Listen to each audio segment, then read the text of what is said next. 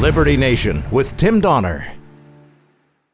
Say what? Say what? One more time. We commence the proceedings with our signature segment, Say What, where we roll out a virtual assembly line of wacky, astonishing, damnable, and ultimately revealing things uttered by politicians and the chattering class. Well, you asked for it, you got it, Toyota.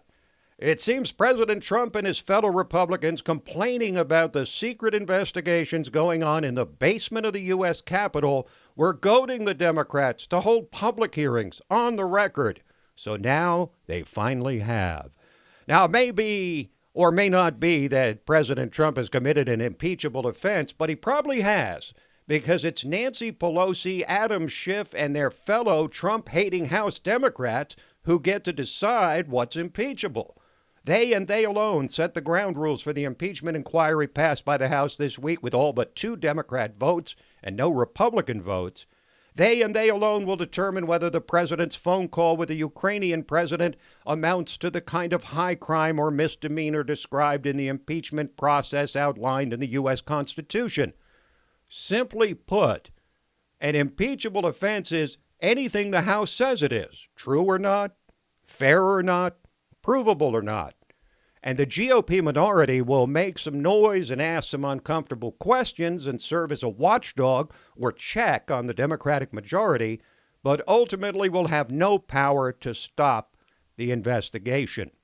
In calling the vote not for impeachment itself, but to launch an investigation into whether they should vote on impeachment, Speaker of the House Nancy Pelosi tried not to sound like she was celebrating, as she said repeatedly, this is a solemn duty. This is something that is very solemn, that is something prayerful. Again, this is a solemn occasion. Nobody, I doubt anybody in this place or anybody that you know comes to Congress to impeach the President of the United States unless his actions are jeopardizing our honoring our oath of office. And contrary to what you may have heard today, we give more opportunity to his case than was given to other presidents before. I don't know why the Republicans are afraid of the truth. What is at stake in all of this is nothing less than our democracy.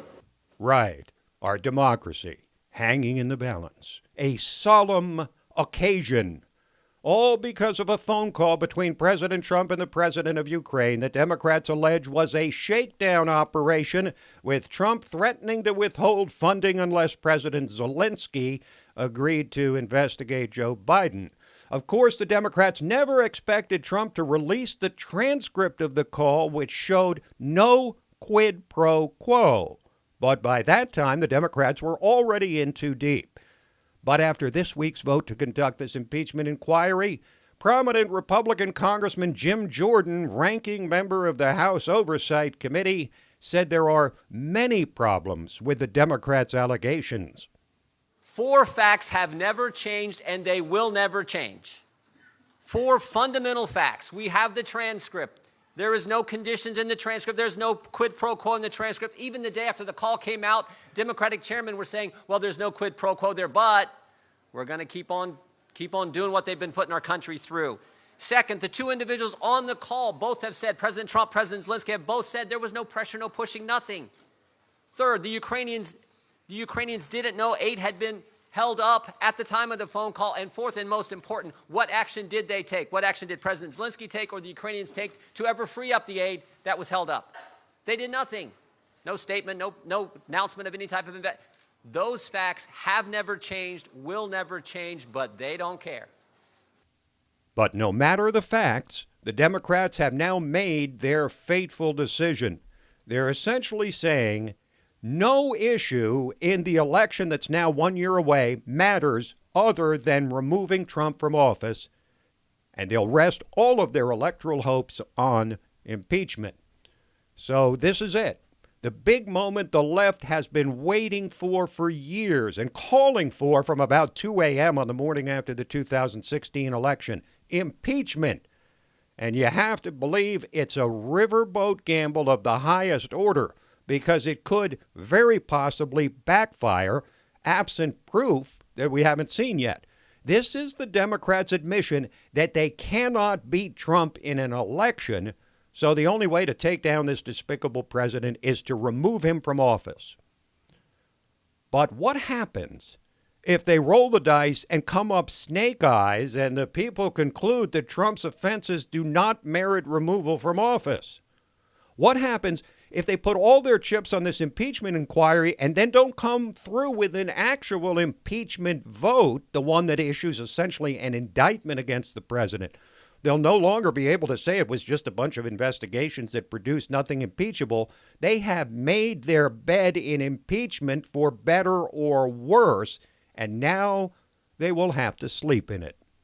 Bottom line is that there's a million variables for the Democrats, but just one for Trump. Whether there's one piece of evidence yet to be unveiled, at least in public, that would cause 20 Republicans in the Senate to flip on their own president, vote for his conviction, and remove him from office.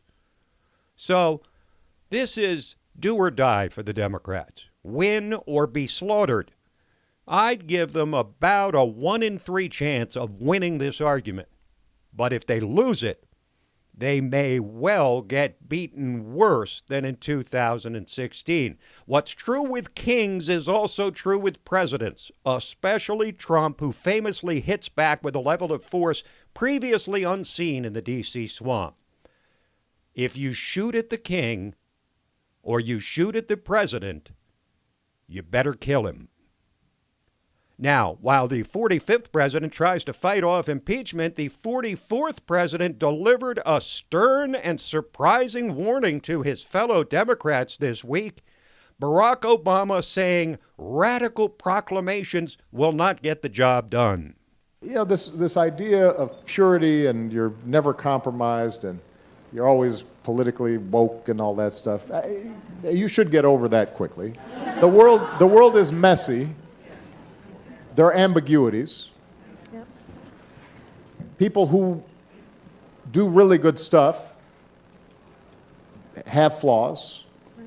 That's not activism. That's not bringing about change. You know, if all you're doing is casting stones, you're probably not going to get that far. But at the same time, same event, Barack's wife, Michelle, was promoting her new book, Casting Stones at White People. We grew up in the period, as I write, called white flight. Yeah. That is, families like ours, upstanding families like ours, who were doing everything we were supposed to do and better. As we moved in, white folks moved out because they were afraid of what our families represented. I want to remind white folks that y'all were running from us. And you're still running because we're no different than the immigrant families that are moving in, because we can so easily wash over who we really were because of the color of our skin, because of the texture of our hair. And so, yeah, I feel a sense of injustice. I wonder if Michelle's personal sense of injustice was assuaged when she was admitted to Princeton and Harvard Law School on full scholarships and then given a job at a prestigious law firm in Chicago created just for her. But then we should hardly be surprised, huh? This is the woman who said the election of her husband as president was the first time she felt proud to be an American.